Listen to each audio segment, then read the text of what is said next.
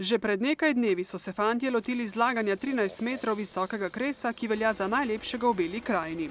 Sicer je vse odvisno od materijala, ampak se trudimo, da bi vsako leto čim lepšega naredili, tako da je že na videz lep, preden se zakuri.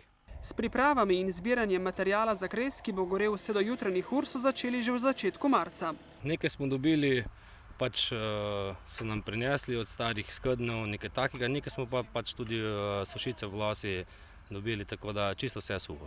Najprej treba postaviti dobre temelje kresa, pravijo fantje. Debleje hlode, prej jih damo, da so od spodaj, da je neka konstrukcija, ki bo to držala, ker vidimo sami, da je to tudi 12-13 metrov visoko in mora nekaj držati.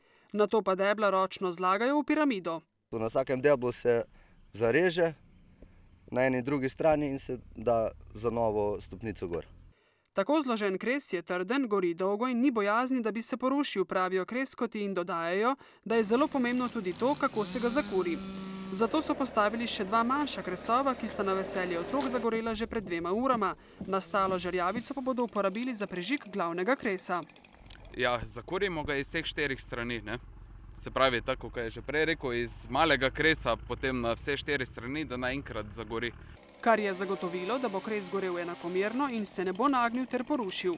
To je najbolj ekološko in najbolj zanimivo tudi za ljudi in za nas.